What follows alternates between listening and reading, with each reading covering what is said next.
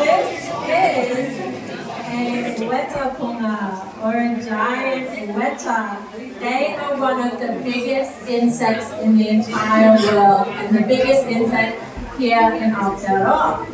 So they did a kind of a competition and weighed the wetapunga to see just how heavy it is, to see if it really is the biggest insect in the world.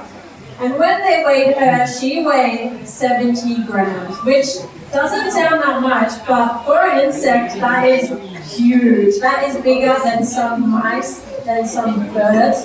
So they are really, really chunky. Now, unfortunately, the female wetapunga that they weighed did cheat. She was full of eggs. She was gravid. So she weighed a little bit more than they usually do. So she cheated her way to the top, but we are happy to claim that title. So if you have a look at the back of our female wetapunga, can you see that sort of spike or spire that she has? Now that's not a stinger. It's what we call an ovipositor. So what she does is she'll stick that spire into the ground and she will lay her eggs that way. So it's not going to hurt, it just is there to help her have babies.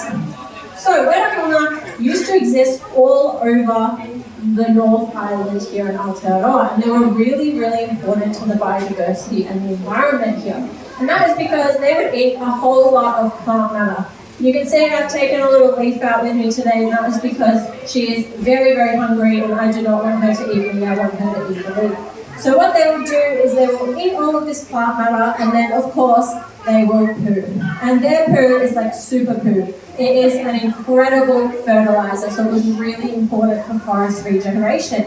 But unfortunately, like the tuatara, they have become extinct on the North Island due to those introduced pests.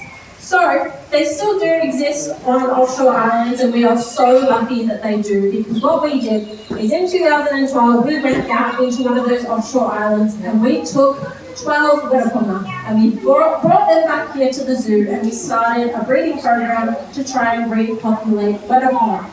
So with those 12 wetapunga, they bred and bred and bred, and we have so far released at least 6,000 wetapunga back into the wild, and with an ultimate goal of repopulating them here on the mainland. So isn't that exciting? You guys could have giant weta in your backyard.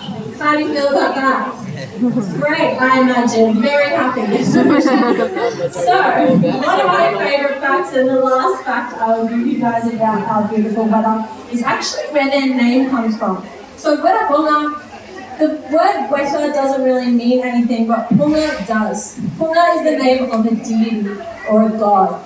And they were not the god of the forest or insects or nature, but the deity of ugliness and ugly things, which I think is so mean because she has the cutest face ever.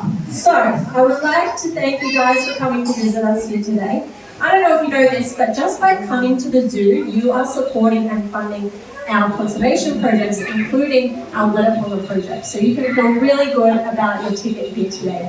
And if you're interested, you guys can come up a little bit closer and get to see her cute little face that I was talking about. So we are going to open the door on my right if you guys are happy to leave, but we will hang out with our weta and our tuatara if you want to come and say hello. But thanks so much for coming, guys.